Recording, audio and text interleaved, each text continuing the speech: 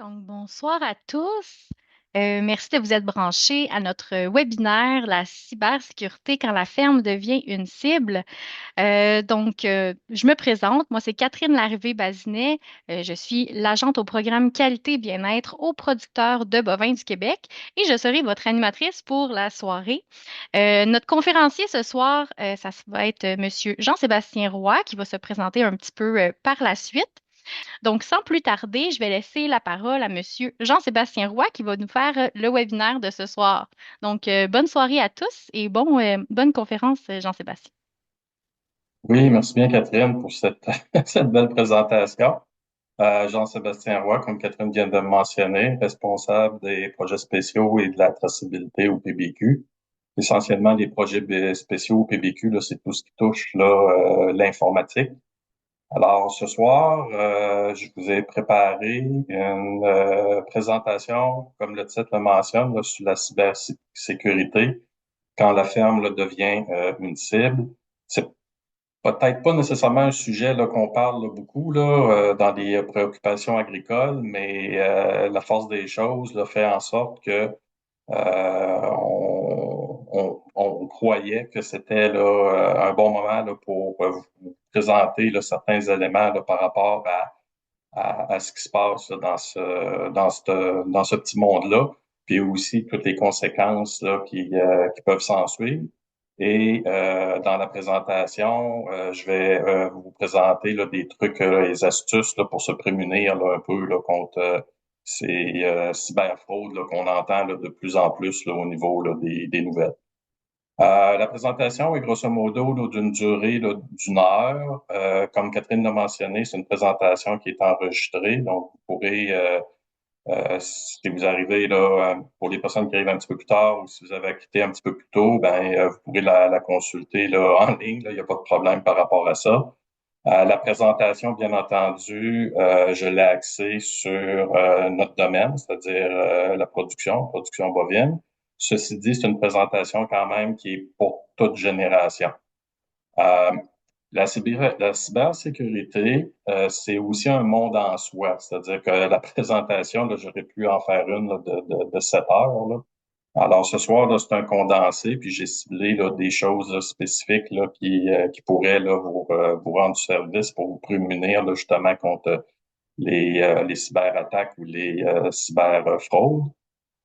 Autre élément, tous les employés PBQ ont suivi cette formation et aussi vos représentants, c'est-à-dire les élus puis les substituts qui sont dans les différents comités au PBQ ont suivi là, la formation là, c'était je crois en mars là, 2025.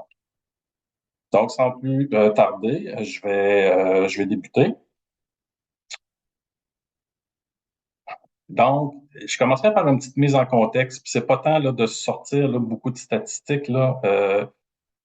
Il- les cyberfraudes, c'est des millions et des millions et des millions de dollars par jour que les fraudeurs là, encaissent.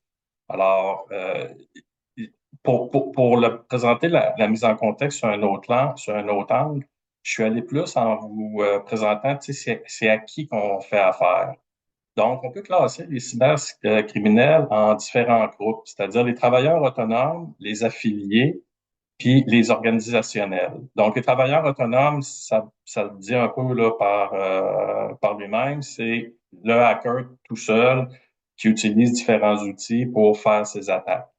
Il y a des affiliés. Ça peut paraître drôle, mais les affiliés, c'est ceux qui vont utiliser ou s'abonner à des outils pour pouvoir faire des attaques informatiques et ils vont payer une certaine redevance aux groupes qui fournissent les outils. Et dans une proportion là, un peu plus large ou un peu plus structurée, on a les cybercriminels qui sont organisationnels. Eux autres, ils ont vraiment une structure. Donc, c'est-à-dire, il y a des employés, il y a des gestionnaires, il y a des patrons. Ils vont avoir un lieu de travail, somme toute, furtif. Certains dans ces groupes-là vont avoir des gardes de sécurité armés pour bien gérer leur business, là, si je pourrais dire ça. Mais les employés, ils sont payés aussi à la commission ou au rendement. C'est-à-dire qu'au nombre de fraudes qu'ils vont faire, ils vont avoir un salaire de base, puis après ça, ils peuvent avoir un pourcentage de 9 à 15 sur la somme fraudée. Et ils peuvent avoir un bonus annuel. C'est comme un peu un non-sens, là, ce que je viens de dire, là. C'est extrêmement fâchant. Mais pour eux, puis c'est ça aussi qu'il faut comprendre à qui qu'on a affaire, là, à l'autre bout de l'Internet, là, pour eux, c'est juste un job. Donc, ils sont établis partout dans le monde, mais particulièrement dans des pays qui sont sans extradition, puis où les autorités peuvent être plus souvent qu'autrement là, être corrompues. Fait qu'ils sont pas trop stressés là, par rapport aux dommages là, qu'ils font. Ils vont miser sur les émotions pour réussir leur fraude. Ça fait partie de leur coffre d'outils. C'est-à-dire que les émotions comme la peur, le stress, l'anxiété, la honte, dans les sentiments aussi de vouloir aider, de vouloir réussir, sentiment d'amitié. Les fraudeurs peuvent vous appeler à votre anniversaire de fête, ils vont vous appeler à Noël, ils vont vous appeler au jour de l'an, dépendamment là, si vous êtes embarqué là, déjà là, dans la fraude. Mais tout ça, c'est pour mettre un sentiment de confiance puis tenter d'aller plus loin là, dans leur fraude. Le profil, ben souvent, c'est des jeunes qui ont une certaine facilité en informatique, mais leurs valeurs ou leurs règles d'éthique, c'est plus que discutable, puisque pour eux, c'est de l'argent là, facile. Fait que j'ai mis en bas ici, là, à gauche, là, ça, c'est le groupe Anonymous. C'est un groupe là, qui existe depuis longtemps, qui sont des hackers qui, disons, là, leurs actions varient. Là. Des fois, ils se disent comme des bons hackers, mais plus souvent qu'autrement, c'est plus pour faire du dommage. Puis d'autre côté, ben j'ai mis un lion avec la pauvre petite gazelle, mais encore une fois, pour eux, nous, on est juste une proie. C'est comme ça qu'ils nous voient. Ils nous voient comme une proie ou ils nous voient comme un client. Pourquoi les cybercriminels visent le Canada? Ben, c'est que par rapport au reste du monde, les Canadiens ont de nombreuses sources de revenus. Donc, que ce soit des salaires ou que ce soit des compagnies, pour la plupart là, des producteurs de bovins, aussi des épargnes, des placements, des prêts, des placements immobiliers ou des fonds de pension. Tout ça, pour eux, c'est des sources d'attaque pour aller chercher nos sous, aller chercher notre argent. L'éducation en cybersécurité reste à faire. Il y a plusieurs systèmes informatiques qui nécessitent des rehaussements de sécurité importants. Donc là-dessus, là, on traîne un petit peu de la patte, fait qu'ils savent puis ils en profitent. Il y a les différents paliers de gouvernement, que ce soit provincial, fédéral ou des agences. Tout ça, là, ces niveaux-là, là, ça rend parfois aussi les enquêtes difficiles, que la communication là, puisse aller là, de un à l'autre. Aussi, ben, les efforts consentis par les gouvernements pour suivre les cybercriminels puis les peines imposées. Encore une fois, là, on voit, là, entendre ça là, passer aux nouvelles. Là. Puis plus souvent là, qu'autrement, la fraude là, du grand-parent. Ça fait mal au cœur de voir là, que nos aînés là, se font voler leur carte de débit puis se faire vider le compte. Euh, Ceci dit, notre système de justice, il est basé beaucoup sur les crimes contre la personne. Donc, c'est-à-dire les crimes qui sont violents, les crimes physiques. Les crimes virtuels, ben, ça prend de plus en plus de place dans les nouvelles, puis que le Canada se fait de plus en plus hacker. Mais est-ce que c'est ça qui empêche les hackers de poursuivre leur attaque? T'sais, ils ont peur de faire leur attaque au Canada? Fait qu'on en voit quand même là, passer dans les nouvelles là, qui se font attraper puis qui se font condamner, mais c'est pas assez là, pour que les hackers là, disent qu'ils vont passer à un autre pays. Overall, là, le Canada serait le deuxième le pays le plus attaqué là, au monde. Devenir criminel, c'est très facile et ça, c'est très malheureux. Donc, le recrutement se fait par les réseaux sociaux. Il y a des trousses 101 qui sont disponibles pour aussi peu que 300 dollars par mois. Il y a des groupes de discussion qui sont accessibles afin d'échanger sur des trucs et astuces. Donc, les hackers, en eux autres, ils vont se parler pour justement, fais ci, fais pas ça, essaye ça comme ça. C'est encore décourageant puis très frustrant, mais c'est quand même une réalité qu'il faut savoir. Et ils ont des cours en ligne puis des forums de discussion qui sont aussi offerts là, sur le dark web pour peaufiner leur attaque. Donc, un jeune peut devenir un cybercriminel fonctionnel en moins de 24 heures. Je vais passer à la prochaine étape. La prochaine étape, c'est un petit vidéo. Donc, peut-être juste faire attention pour ajuster le son là, quand je vais débuter la vidéo. Vous allez voir un résumé de qu'est-ce que je viens de dire là, dans la présente étape. Fait que je passe à la suivante avec le petit vidéo.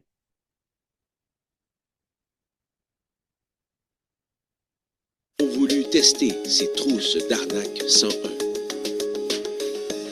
Il est 10h37 du matin.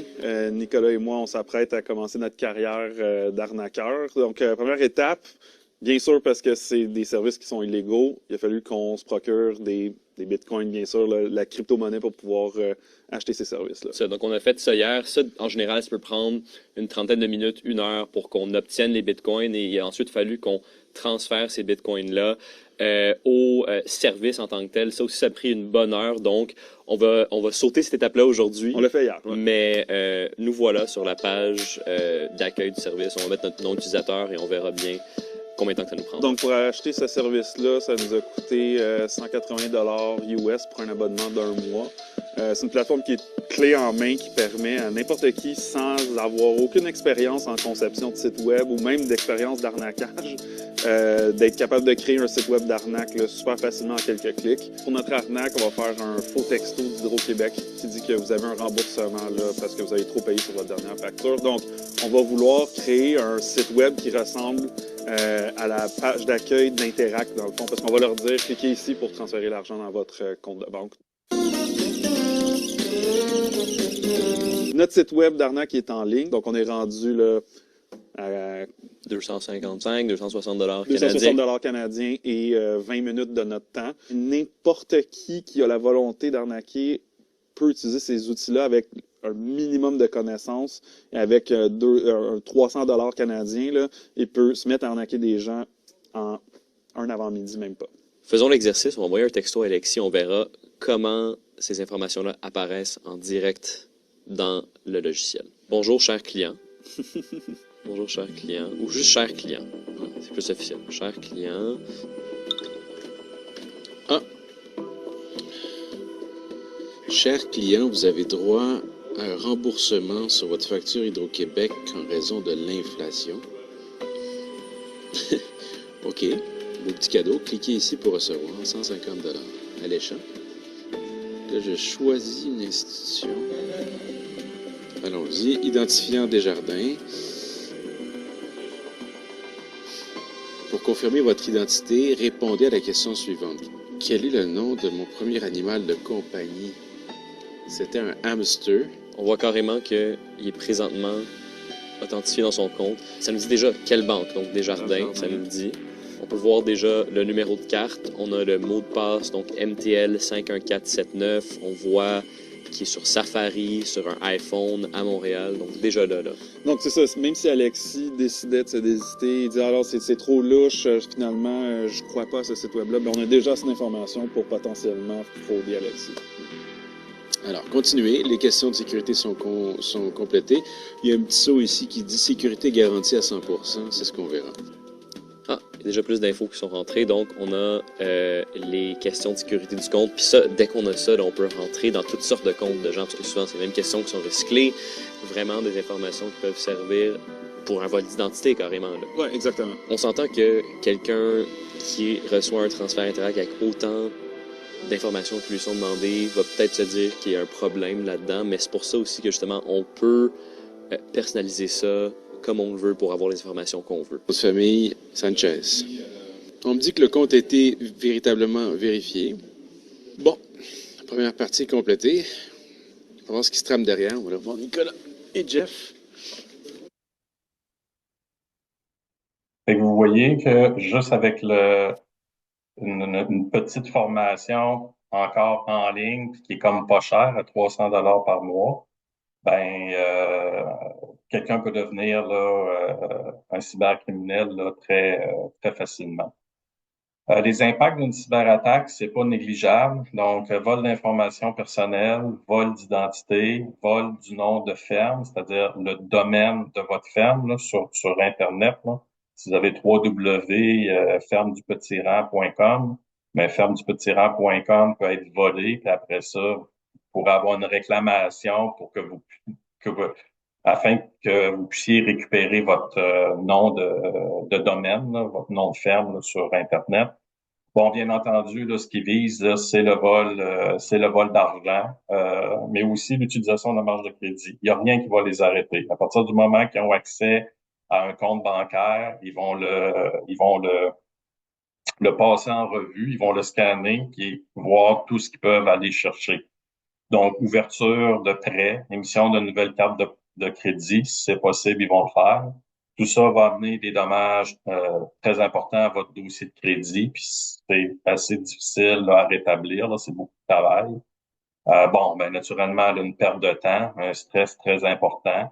Ça pourrait amener aussi des frais de consultant là, informatique, des frais de rehaussement de votre sécurité, de votre système informatique, potentiellement là, d'assurance.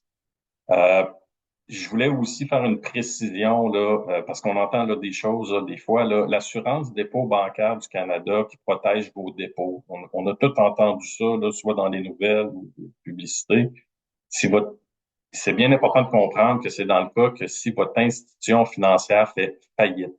Dans le cas d'une fraude, c'est pas l'assurance bancaire qui couvre les cas de fraude. Vous devrez, à ce moment-là, négocier avec votre institution financière pour un éventuel remboursement. Alors, bonne chance.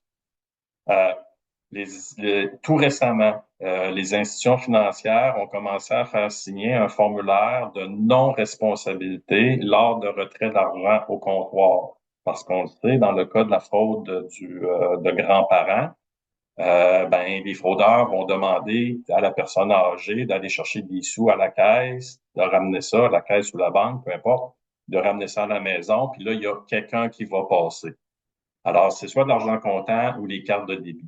Mais il y a certaines institutions financières qui ont commencé à faire signer un papier. Donc, à partir du moment qu'on sort une somme importante, ils vous font signer un papier de non-responsabilité, puis ça, c'est enregistré dans votre dossier. J'ai voulu ici, là, tu sais, comment qu'on va faire pour se retrouver là, parmi là, tous les différents types de cyberattaques. Fait que moi, je suis une personne qui est assez visuelle, fait que c'est ça que j'ai voulu mettre dans la présentation, là, en espérant que ça peut rejoindre certaines personnes là, dans mon exemple. Donc, ici, c'est que j'ai voulu faire un comparable avec le football. On est dans la grosse saison, là.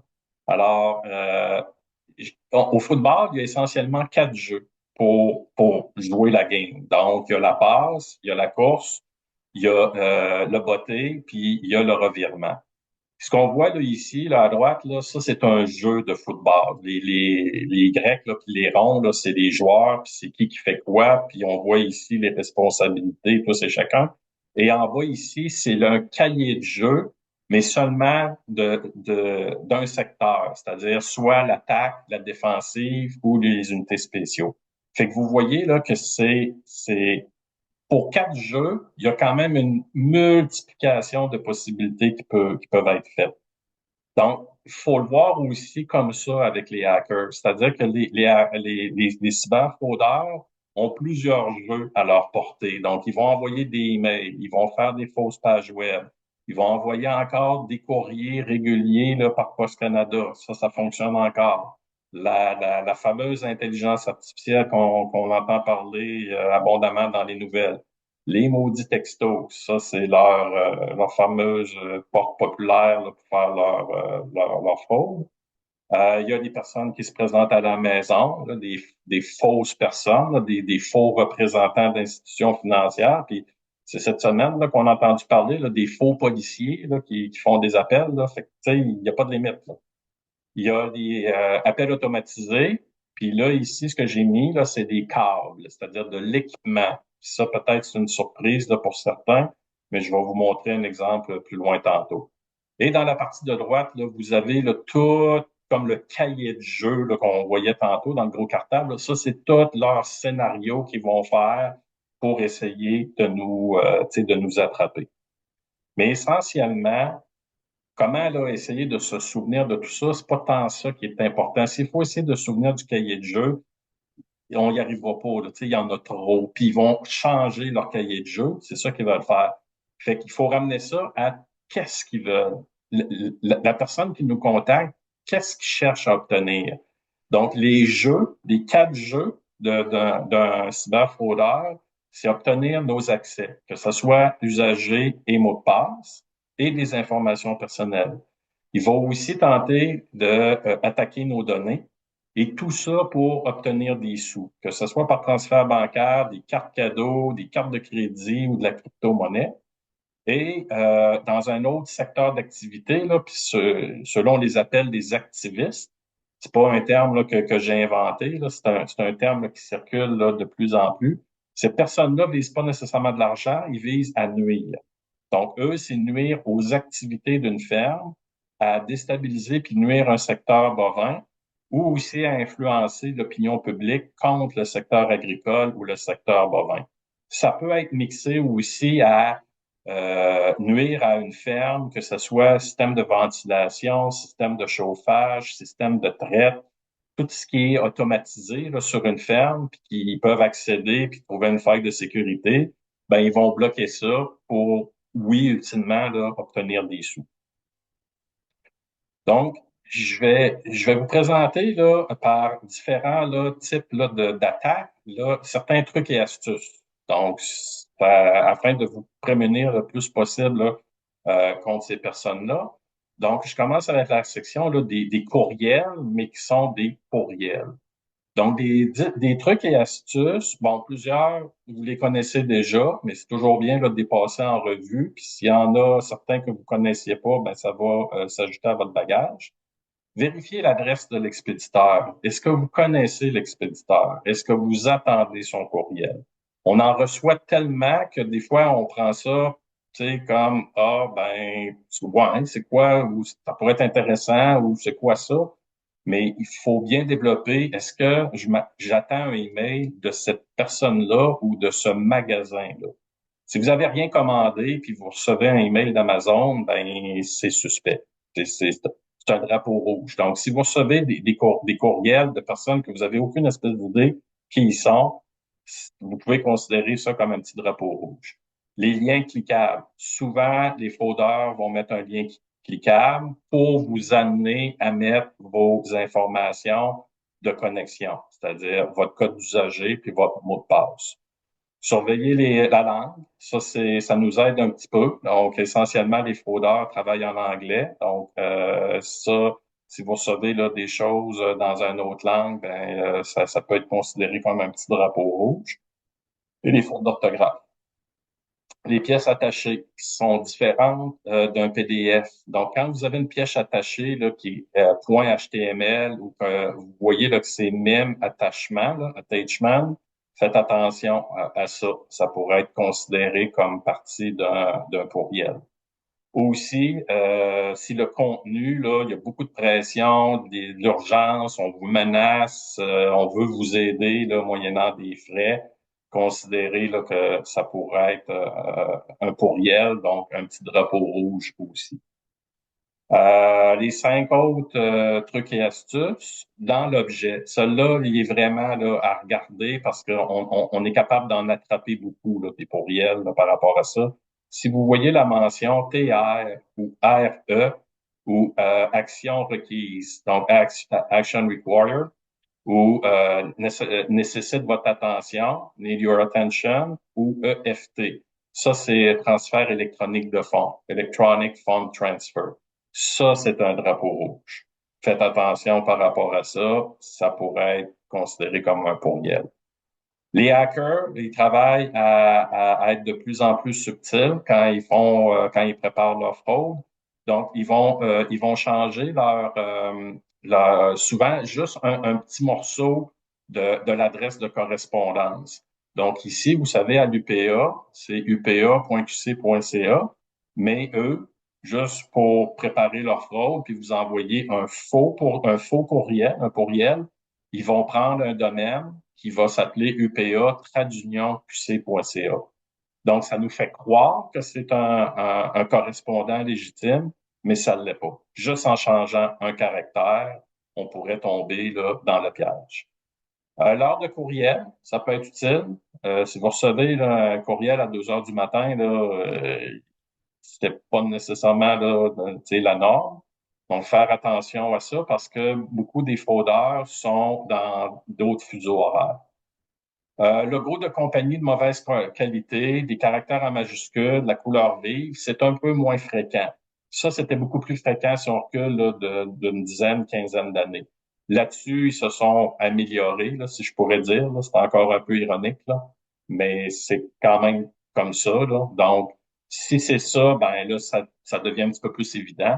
Mais sinon, faites bien attention parce que ils utilisent le contenu du courriel est de meilleure qualité. Suivez aussi l'actualité. Parfois, il va y avoir des annonces qui vont être faites par les gouvernements où il va y avoir une catastrophe, puis là, la Croix-Rouge a besoin de sous. C'est là qu'ils vont envoyer leur courriel pour essayer de profiter là, d'annonces qui seraient faites soit par des gouvernements ou des organismes là, qui ont besoin là, des organismes légitimes qui ont besoin d'aide. Je vous ai mis là, quelques exemples. Donc ici, c'est un email, là, un courriel là, qu'on a reçu, pardon, et j'ai mis en rouge les différents les éléments qui sont à souligner. Donc ici, là, tout ça c'est en anglais.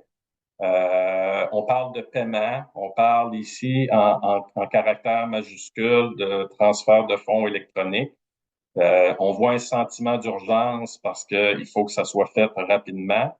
Il y a un lien, il y a une pièce attachée qui est HTML. Pour fin d'exercice, ce courriel-là a été mis dans un endroit sécurisé pour pas contaminer le système, puis vérifier jusqu'où que ça allait. Fait que la personne d'informatique a fait la prochaine étape, comme on peut voir ici. La prochaine étape était de rentrer nos informations de connexion. Donc, après, le hacker aurait été capable de rentrer dans notre compte de Microsoft et là, de continuer, là, explorer puis trouver d'autres informations qui poursuivent le montage de sa fraude.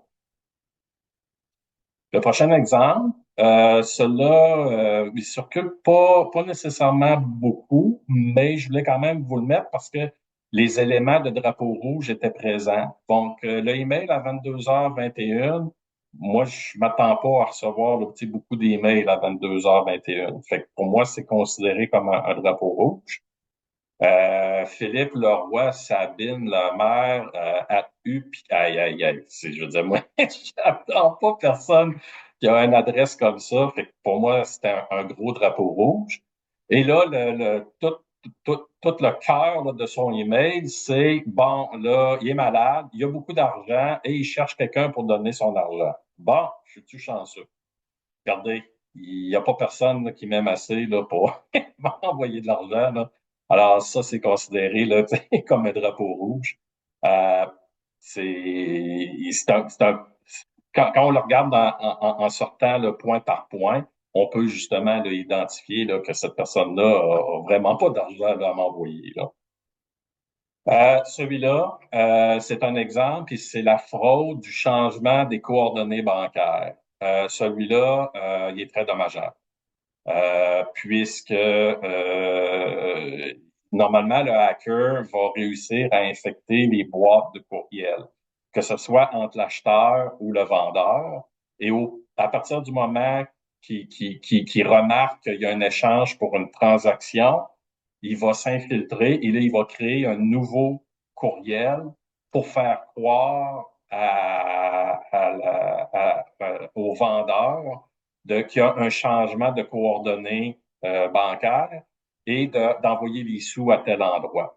Donc ici, on a quand même une adresse un peu bizarre. Là, ce qu'on voit, le nom Poutillon avec un numéro student. Non, ça marche pas. Là, c'est drapeau rouge.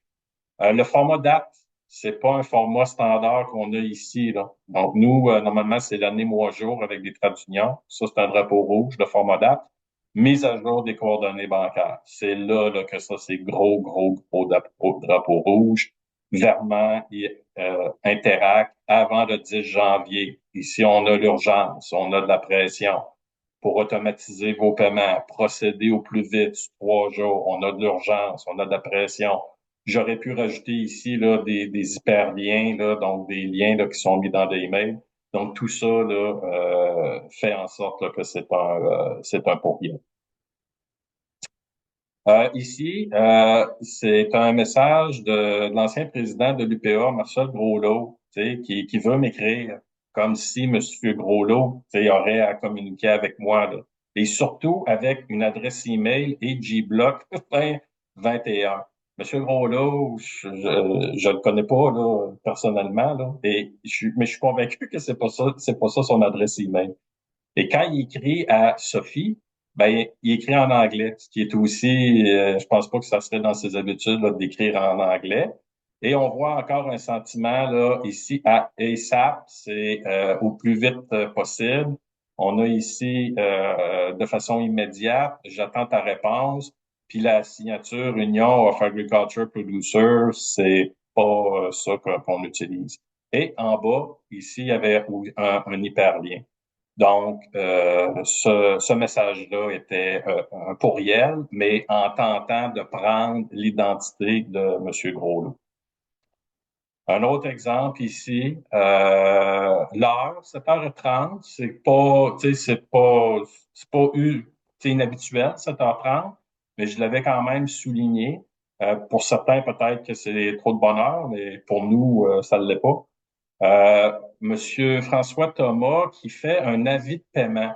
Mais il y a des sous ici pour une facture à payer 6 juin. Donc déjà, un avis de paiement en PDF, facture payée 6 juin, ça, c'est un drapeau rouge pour aller vérifier, OK, est-ce que je dois de l'argent à cette personne-là?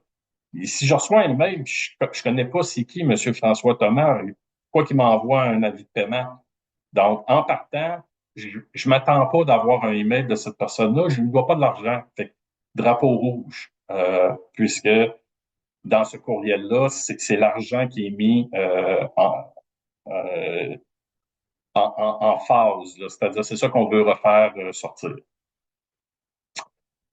Ici, j'en ai mis encore 2 autres parce que je voulais mettre le fameux exemple avec le RE. Donc, on a M. Lapointe qui nous envoie en objet Gérard. Fait que là, l'objet Gérard, ça fait un peu bizarre comme sujet. Et là, on voit le fameux RE. Puis là, est-ce que c'est possible de te parler maintenant? Sentiment d'urgence. C'est vraiment urgent, donc c'est urgent dans l'urgence. Donc, dans ce cas-là, il y a eu une communication qui s'est faite, pas par le email, mais par téléphone avec M. Lapointe pour voir qu'est-ce qu'il en était. Et naturellement, M. Lapointe n'avait pas envoyé de email. C'était pas lui qui avait fait ça.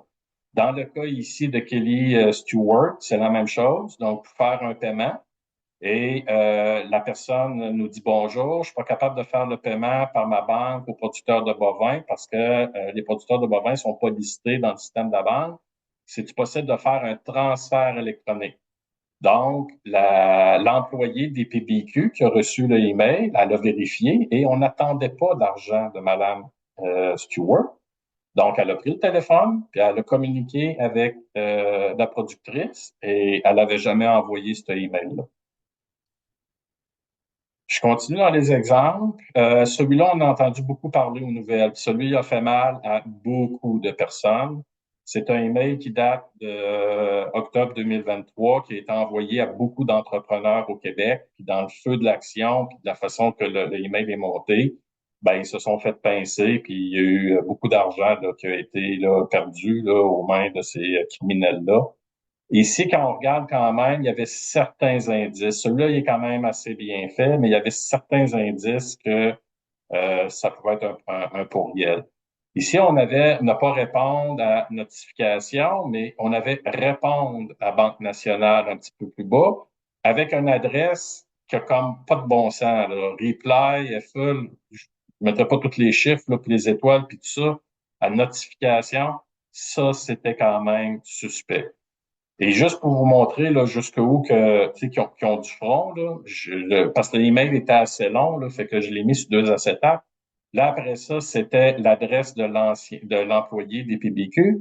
Et là, la banque ne demande jamais vos renseignements personnels par courriel, ni vos identifiants. La banque n'insère jamais de lien de connexion en ligne. Si vous recevez des messages pour venir, ne cliquez jamais. Hey, c'est rendu quelque chose, là. Et là, ils reprennent le verbatim de, de ce que les entreprises mettent en place pour prévenir les clients, de ce que je fais, moi, ce soir, en vous expliquant quoi faire puis quoi pas faire. Mais les autres, ils le reconstruisent pour le mettre dans leur fraude pour mettre la personne en confiance. Il reste que dans le email, il y avait beaucoup de liens. Donc, 1, 2, 3, 4, 5, 6, 7, 8. Et il y avait ici un numéro très, très, très bizarre. Le hacker aurait pas dû laisser là, un genre de référence numéro là, bizarre dans ce email. Ça, c'est comme un petit peu une négligence de sa part. Mais il reste que il y en a plusieurs qui se sont fait attraper parce qu'il était quand même là, bien fait. Mais le réflexe que l'employé PBQ a fait, c'est qu'elle n'attendait pas de communication avec la Banque nationale. Elle n'avait pas un dossier à discuter qui était courant, là, ou qui devait être fait au cours des prochains jours. Donc, elle a pris le téléphone, puis on a parlé au directeur de compte et il n'y avait rien justement là, qui avait été envoyé et c'était vraiment là, un pourriel.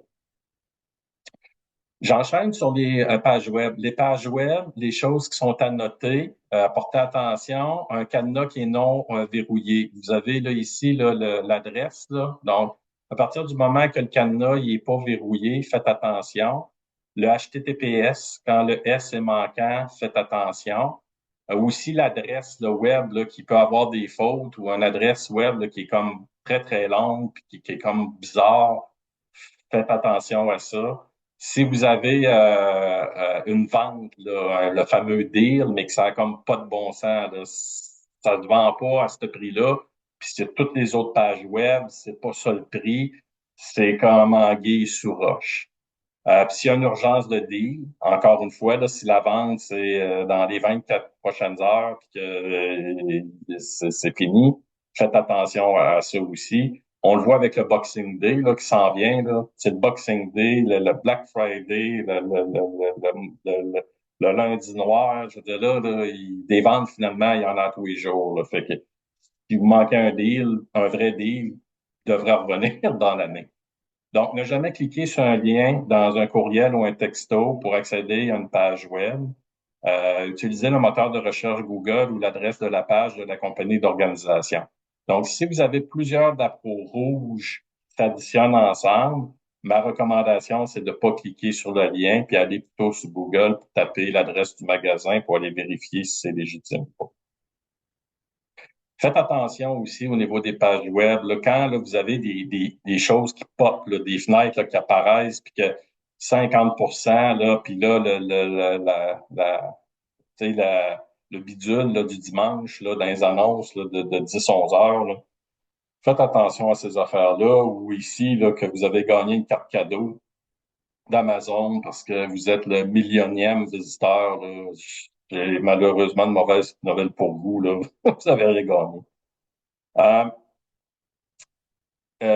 D'autres exemples pour des fraudes par texto ou appel téléphonique. Là, ça commence à être aussi de plus en plus raffiné. Donc, un numéro de téléphone inconnu ou d'un autre pays, soyez attentifs au numéro local ou au nom affiché. Ou vérifier si on demande de cliquer sur un lien bit.ly. Ça, c'est un outil qui permet de raccourcir une adresse Internet qui est trop longue. Alors, les hackers se servent souvent d'adresses qui sont très longues parce qu'ils sont sur le dark web.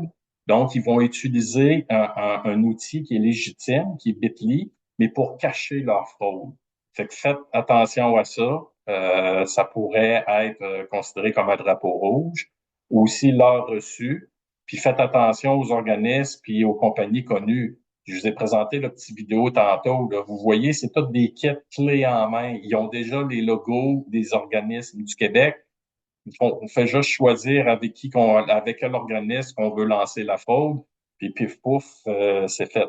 Donc faites attention là quand vous recevez là, vos textos.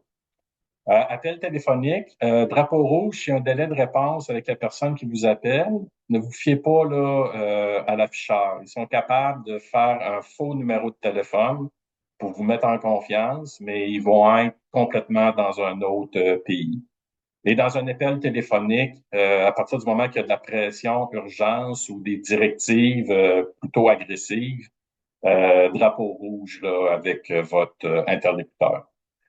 Suivez l'actualité, parce qu'encore une fois, à partir du moment qu'il y a une annonce gouvernementale ou qu'il y a une certaine catastrophe ou quelque chose de majeur, ils vont en profiter pour lancer leur cyberfraude. Donc, ici, j'ai mis des exemples, mais je vais les passer rapidement puisque c'est ceux qu'on a vus dans le petit vidéo. Donc, à partir du moment là, vous recevez un texto perdu un ticket de vitesse, vous payez pas à amendeqcservice.com. C'est payé à partir de votre juridiction de votre région. Donc, si c'est le palais de justice de Saint-Hyacinthe, ça va être là que vous allez payer. Fait que c'est l'étiquette, là, c'est tout là en fonction de votre région. J'ai de l'air à savoir de quoi que je parle, ben, c'est parce que ça m'est déjà arrivé. Donc, on paye là, au niveau de notre région là, pour ce genre d'incident-là. Euh, le fameux, la fraude là, pour la SAAC. Donc, là, on a droit à un remboursement. Donc, c'est exactement ce qu'on a vu dans la vidéo. Puis ici aussi, donc, un dépôt là, du ministère de la Santé là, qui veut nous rembourser des sous. Ben non, ça n'arrivera pas. Et là, dans ce cas-là, si la personne avait sélectionné Desjardins, ben, ça nous amène justement à mettre nos informations d'identification de Desjardins. Je continue dans un exemple. Celui-là, il m'a découragé un petit peu. Là. C'était Revenu Québec là, en février 2024 là, qui avait annoncé qu'il pouvait communiquer par texto. S'il y a bien une organisation que c'est très, très sensible en termes d'information, c'est Revenu Québec. Fait que moi, c'est pour ça que j'ai mis mon petit bonhomme là, qui se tape la tête. Là, parce que ça, c'est ouvrir la porte pour les hackers. À partir du moment qu'ils savent que Revenu Québec peuvent envoyer des textos, ben ça va. C'est sûr qu'eux autres, ils se sont préparés pour faire leur kit Revenu Québec puis l'envoyer. Puis là, ce qui est un petit peu ironique, c'est que quand on se connecte sur Revenu Québec, ils vont mettre avis de texto frauduleux.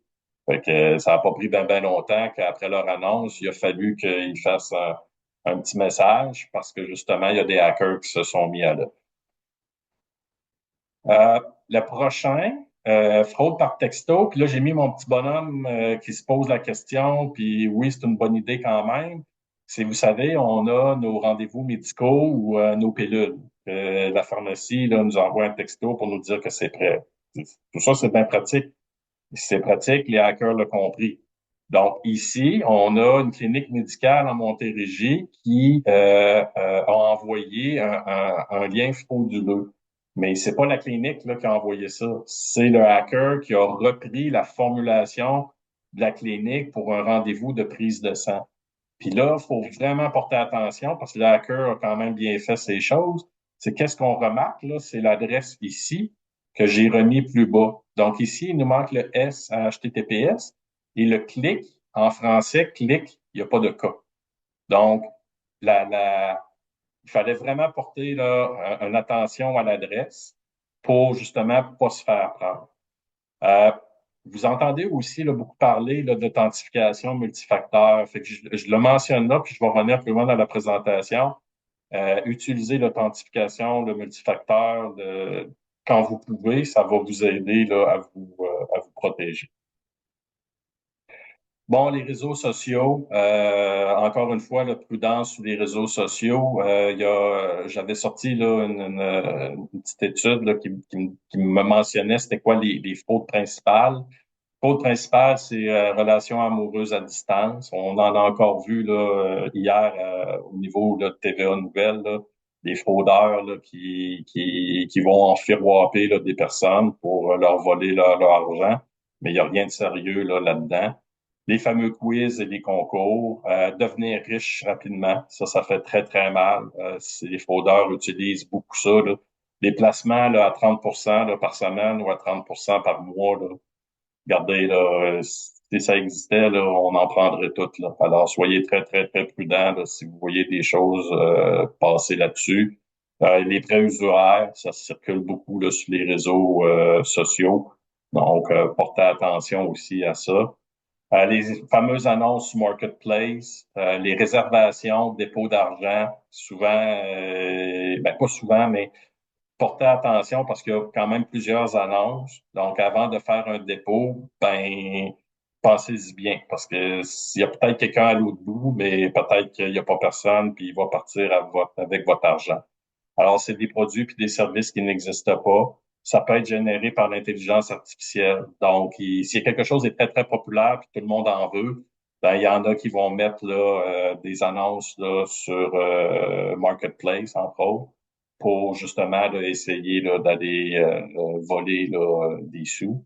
Vous pouvez faire vos transactions dans des bureaux de police ou institutions financières. Donc, espace public avec beaucoup de caméras, institutions financières, il y en a plusieurs là, qui l'offrent. Donc, sur rendez-vous, puis à partir du moment qu'avec votre interlocuteur, vous y mentionnez ça, si la personne est sérieuse, vous n'aurez pas de problème. Si c'est un fraudeur, vous n'entendrez plus parler. N'oubliez pas que tout ce que vous mettez là, sur les réseaux sociaux, là, ça reste, puis ça peut servir à alimenter là, les fraudeurs. J'ai aussi mis des exemples ici là, au niveau des réseaux sociaux, donc les logiciels de connexion à distance. Faites bien, bien, bien attention avec AnyDesk. AnyDesk, c'est un logiciel de contrôle à distance qui est beaucoup utilisé en Europe de l'Est par les fraudeurs. Vous avez d'autres logiciels de contrôle à distance comme Splashtop, Control, Zoho ou TeamViewer. Tout ça, c'est que vous donnez le contrôle de votre ordinateur à la personne à l'autre. Alors, à partir du moment que le contrôle de votre ordinateur, vous allez tomber dans sa fraude et les dommages peuvent et vont être très, très importants.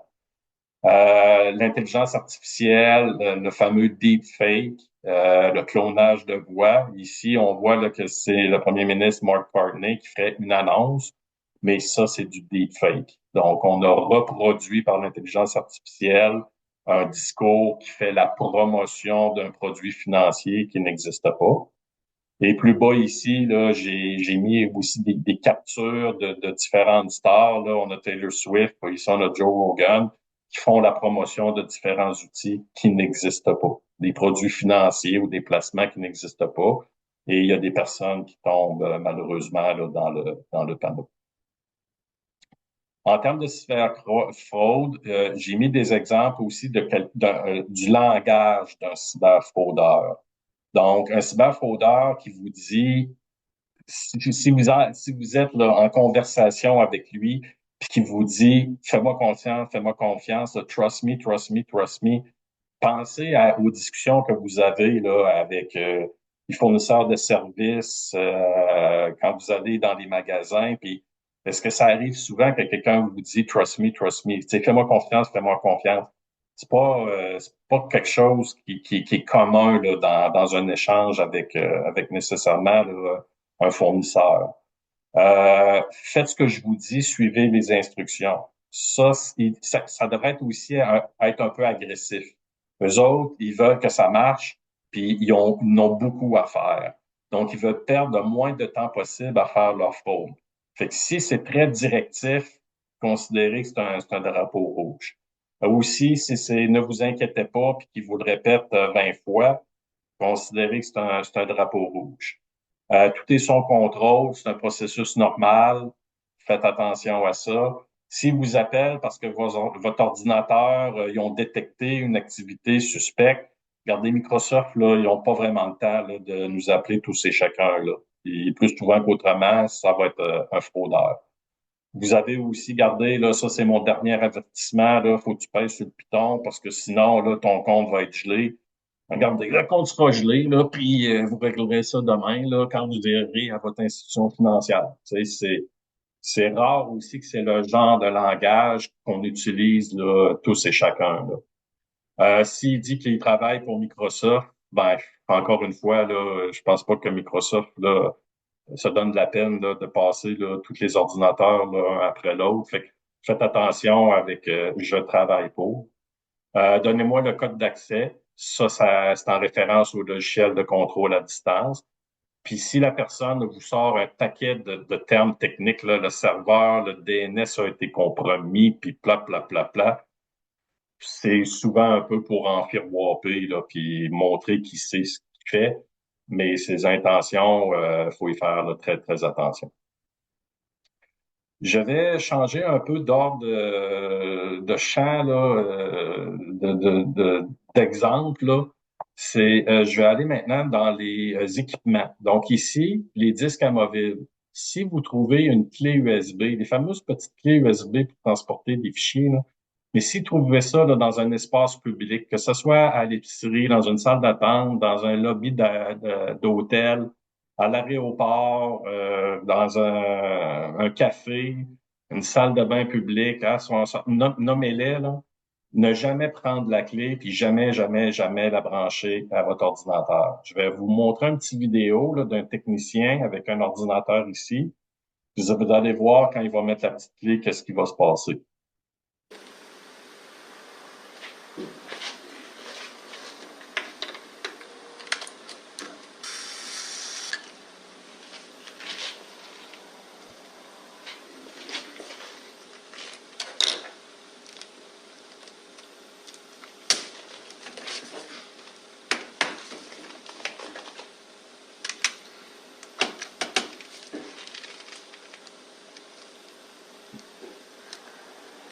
Et vous voyez, en l'espace de 1 seconde, la clé, la fonction de cette clé-là, c'est pas une clé pour transporter des fichiers.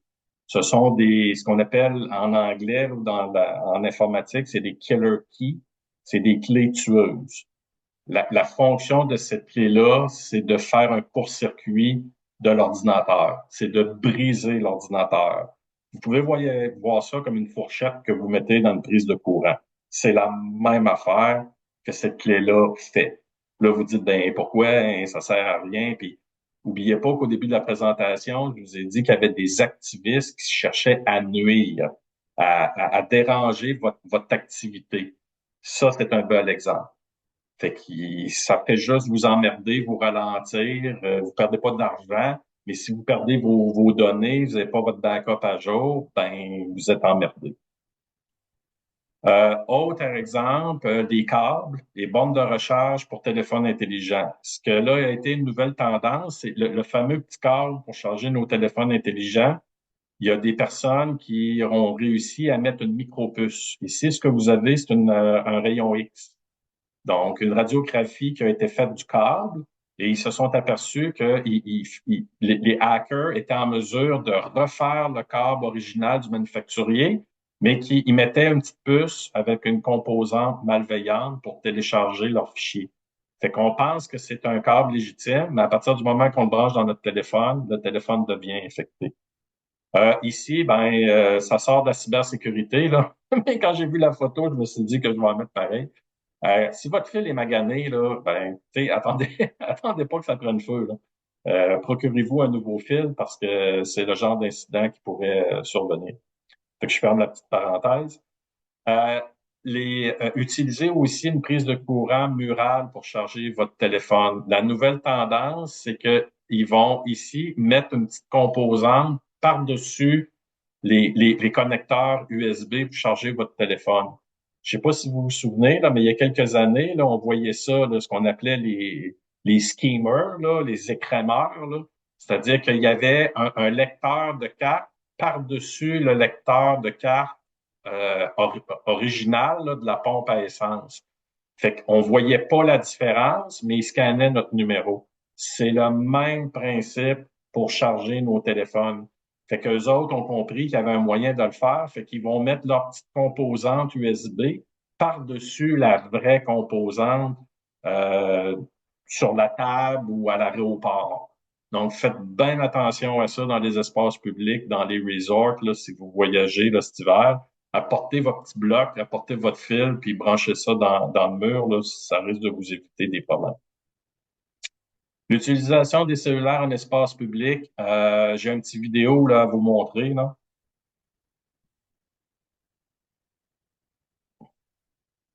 Fait qu'on voit deux personnes là, qui attendent, une qui consulte son téléphone, puis l'autre, on sait pas trop là, c'est quoi son intention. Oups, on voilà un.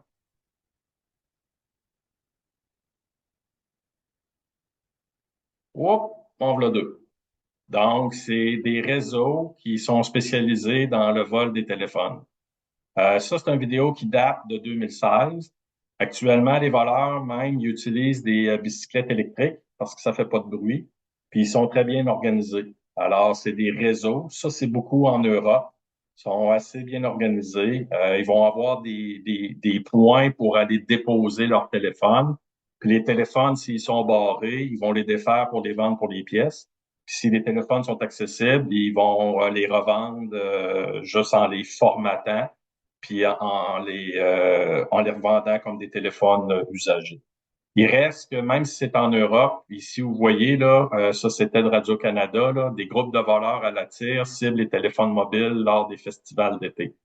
Alors, dans votre prochain été, là, gardez vos téléphones près de vous. Donc, quoi faire si votre téléphone est volé? Ben, si votre téléphone est volé, normalement, votre première action, ce serait de viser votre fournisseur téléphonique. Ouais, mais là, je viens de me faire voler mon téléphone. Fait que vous voyez comment que c'est un peu ironique. Puis ils savent, là, s'ils volent votre téléphone, vous n'êtes pas capable d'appeler votre fournisseur téléphonique. Fait que, il faut quand même avoir un petit plan B là, avec votre famille là, pour pouvoir réagir rapidement afin d'aviser votre fournisseur là, de bloquer votre compte. Aviser votre fournisseur de carte de crédit, institution financière. Contactez votre fournisseur informatique pour du support en gestion de sécurité de votre appareil et de votre réseau. Avisez vos contacts, vos familles, parce que là, le hacker peut, par texto, tenter de faire une fraude en contactant vos membres de votre famille. Puis aviser la police pour obtenir un rapport. Mais ça, c'est la dernière chose à faire. Là. La police, là, courir après des cellulaires, là, c'est pas nécessairement là, dans leur priorité. Là. Encore une fois, là, c'est toujours des crimes contre la personne. Donc, c'est un peu l'ordre là, que moi, je vous suggère là, de procéder. Faites aussi attention, petit drapeau rouge, là, si un agent pourrait communiquer avec vous dans les moments suivants le vol afin de vous aviser que votre téléphone a été retrouvé, mais qui vous demande vos accès pour vérifier que c'est bien ça. Là, il pourrait appeler votre frère ou appeler votre soeur, enfant, peu importe, parce que c'est dans vos contacts. Puis il pourrait passer par lui pour dire, hey, on a retrouvé votre téléphone, mais j'ai besoin de telle chose pour le débarrer, pour m'assurer que faites bien attention. C'est peut-être le fraudeur qui vous appelle.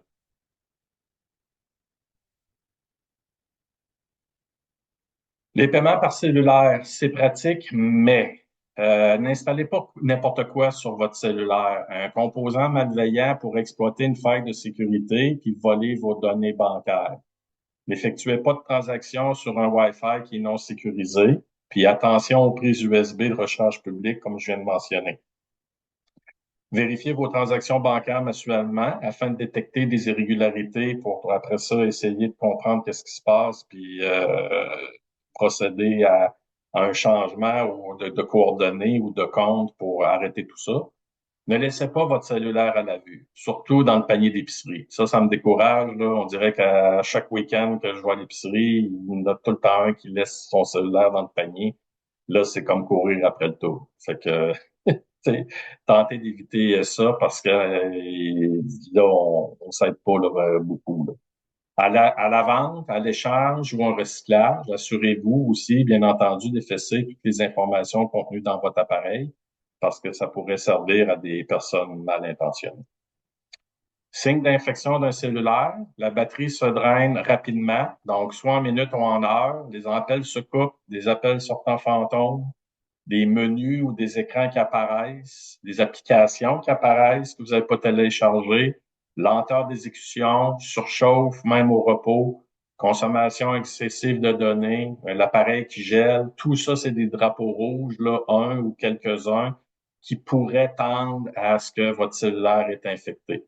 À ce moment-là, faites faire une vérification chez votre fournisseur de téléphonie. Android, faites attention parce qu'il est quand même plus susceptible de se faire pirater qu'un iPhone.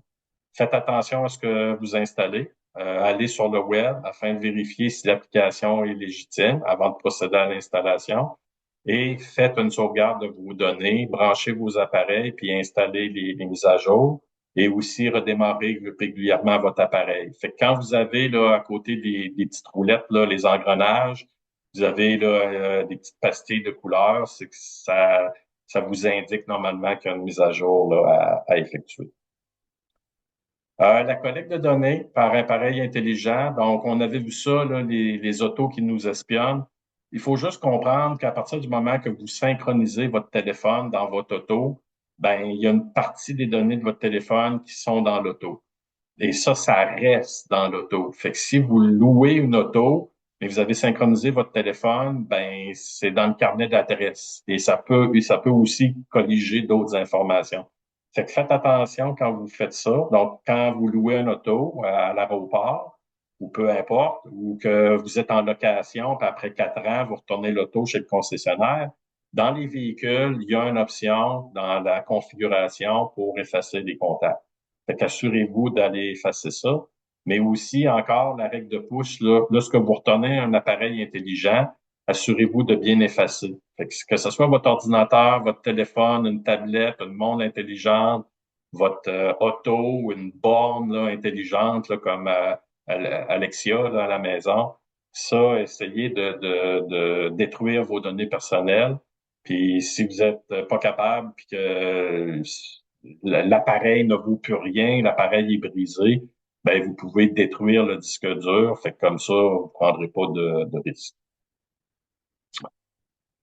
Autre élément en termes de cyberfraude, puis qui prend aussi une certaine partie là, du terrain, là, c'est les codes QR. Donc, c'est pratique, mais il faut faire attention. Parce qu'un code QR, c'est pas comme un code à barre. J'ai mis la distinction ici. Un code QR, ça l'exécute quelque chose, ça fait une action. Donc, évitez un code QR dans un espace public. Donc, encore une fois, là, aéroport, voyage ou un resort, les bornes de paiement, les machines distributrices, faites attention à ça. Vérifiez si le code est intégré à l'appareil ou il est collé. Donc, il y a quand même une différence parce qu'ici, là, ça, l'image que j'ai mise, c'est une borne de paiement d'un stationnement. En arrière, on voit ici le code QR et la personne a collé un faux code QR pour aller justement ramasser les sous du stationnement au lieu de payer de façon légitime. Vous pouvez faire un pré-scan du code pour vérifier l'adresse que ça va vous amener. Vérifier ce qui se passe après la lecture. Y a-t-il quelque chose, une page web qui charge ou un téléchargement là, bizarre? Puis, dans mesure du possible, utiliser un gestionnaire de mots de passe. Il devrait être en mesure d'identifier une fausse page web. Donc ici, j'ai mis exemple One Password, là, qui est un genre de coffre-fort là, pour les mots de passe. L'intelligence artificielle, ça, on a entendu parler, hein, rien qu'un peu. Faites attention aussi à ça dans la mesure que l'intelligence artificielle va faire une copie d'une image, d'un vidéo ou d'une voix d'une personne.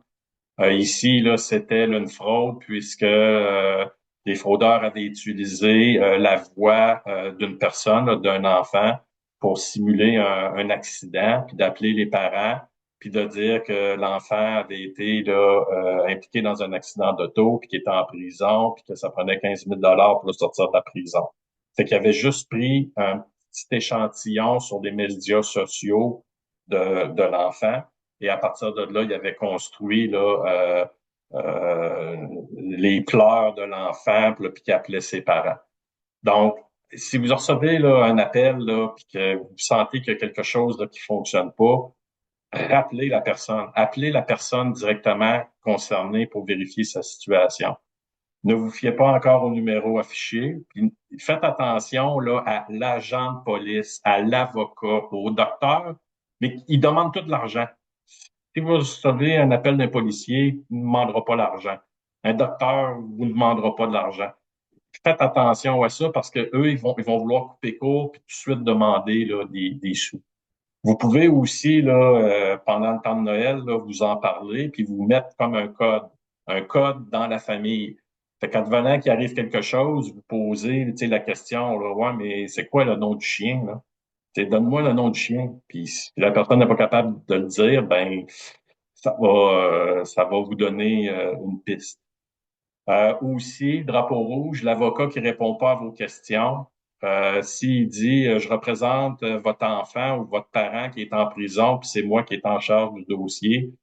Au Québec, là, vous pouvez changer d'avocat quand vous voulez. Donc, c'est pas vrai là, que s'il dit là, que vous pouvez pas parler à personne d'autre, c'est un drapeau rouge. Là. Je suis pas juriste, là, puis je veux pas aller trop loin là-dedans, mais faites attention là, par rapport à ça. S'il répond au moins là, de questions possibles, ben, considérez là, que c'est un drapeau rouge. Il va mettre aussi beaucoup de pression, beaucoup d'urgence. Il peut vous mentionner que son collègue est en route pour ramasser là, des sous. Ça, c'est quand même un peu poussé par les cheveux, là, mais je l'ai déjà entendu. Là. C'est que quand tu passeras à la banque, là, trouve des bonnes réponses pour pouvoir sortir l'argent. Là, si la personne vous dit ça, là, c'est plus que rouge. Les jeux vidéo, je vais faire une acétate là-dessus, puis je vais quand même passer rapidement puisque le temps là avance. Puis là, vous dites là, je suis loin de l'agriculture, mais vous allez voir avec ma prochaine acétate. Donc, si vous avez là des jeunes là, qui jouent là, sur les jeux en ligne, là, faites attention là, sur les jeux gratuits. Là, exemple, les fausses copies de Fortnite. Là, ça, les jeunes là, ils connaissent ça. Mais si là, vous avez un Fortnite qui est gratuit, là, ça peut être considéré comme un drapeau rouge. Les boutiques en ligne, les hackers vont offrir des armes, des pouvoirs, puis toutes sortes de choses, des vies supplémentaires. Les hackers exercent aussi leur influence par le biais du chat du jeu. Ils vont aller influencer les jeunes dans le chat, mais après ça, ils vont les sortir du jeu pour aller sur ce qu'on appelle Telegram. Telegram, il faut faire aussi attention là, à ce média social-là. Le hacker va peut-être aussi dire clique ici pour avoir des bonus. Là, moi, je suis administrateur du jeu, fais-moi confiance. Il peut sortir, regarde, toi, t'es bien meilleur que les autres là, dans le jeu. Là, voudrais qu'on se parle, là, j'aurais une proposition à te faire. Et tout ça devrait tourner au niveau de la cryptomanie. Donc là, vous dites, ouais, mais là, nous autres, c'est des fermes agricoles, là, pourquoi tu parles des jeux? Je vous amène ici à aussi une solution ou une bonne pratique. C'est-à-dire que l'ordinateur de votre entreprise, ça serait peut-être à considérer que vous ayez un ordinateur pour les activités de la ferme, c'est-à-dire les cartes, l'impôt, les documents légaux, le logiciel de comptabilité, et un autre ordinateur pour tout ce qui est le reste. Donc, minimisez les téléchargements sur votre ordinateur des activités de la ferme, puis mettez pas les deux ordinateurs en réseau. Procurez-vous aussi un bon antivirus, faites vos sauvegardes, puis tentez de vous trouver un fournisseur informatique. Pas que vous n'avez besoin à tous les jours, mais juste quand même avoir quelqu'un au cas où qui vous arrive une bad luck. Et ayez un compte courriel officiel pour les activités de la ferme et un autre compte courriel pour la navigation sur le web. Comme ça, vous allez limiter votre exposition aux cyberattaques. Les mots de passe, plus de 12 caractères, des chiffres, des lettres majuscules, caractères spéciaux, c'est bien achalant, c'est long, on a de la misère à s'en souvenir, mais oui, ça fait une grosse différence. Assurez-vous d'avoir des mots de passe différents pour chaque site web. Puis si vous préférez avoir un coffre-fort là, de gestion de mots de passe, il y en a quelques-uns là, qui existent. OnePassword là, est celui qui est le plus populaire. L'authentification double facteur. Quand c'est offert, moi, je vous recommande là, de l'adopter. Puis ici, je vous montre un exemple de comment que c'est facile ou difficile de trouver un mot de passe. Fait que si vous tapez toutes les lettres du clavier de l'ordinateur, la première rangée de lettres là en haut, là, même s'il y a plusieurs lettres, c'est pratiquement instantané pour un hacker pour trouver votre mot de passe. Si on fait juste mettre des majuscules au début puis à la fin, c'est un mois. Si on change le i pour un chiffre, c'est 7 mois. Puis si on rajoute des parenthèses de plus et plus de caractères, ben c'est 34 000 années que ça peut prendre à un ordinateur pour trouver votre mot de passe. Fait qu'on voit que ça fait quand même une très bonne différence. Donc, ça vaut vraiment la peine. Donc, je conclus. De bonnes cyber habitudes, pardon, ne pas répondre aux courriels ou textos douteux, supprimez-les. N'ouvrez pas les pièces jointes, ne pas donner vos informations personnelles ou d'accès. Attention à l'utilisation du matériel dans l'espace public. Sur le web ou un appel téléphonique, apprenez à dire non. Utilisez un mot de passe sécuritaire et n'envoyez pas dessous si vous avez un doute. Utilisez toujours la page web officielle de l'entreprise ou de l'organisation que vous voulez consulter. Évitez d'utiliser un lien web ou le numéro de téléphone qui figure dans le courriel ou texto pour vous connecter. Carte de crédit, un autre petit truc si vous voulez le prendre.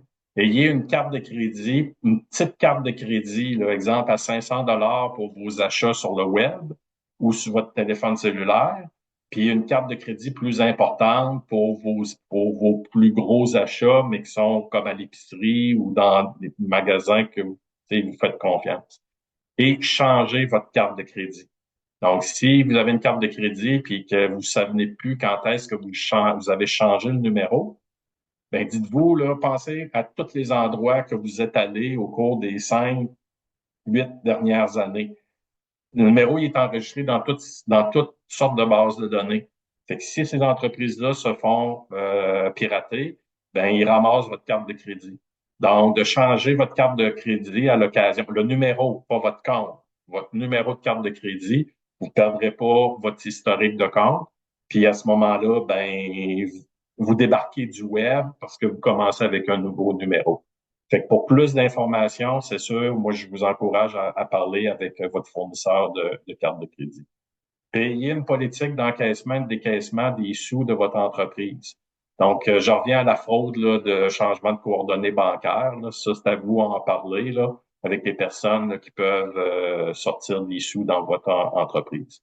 Donc, je rappelle, les 4 jeux là, du hacker, faites attention s'il veut vos informations personnelles, accéder vos données, obtenir des sous ou nuire à votre ferme, ce sont des drapeaux rouges.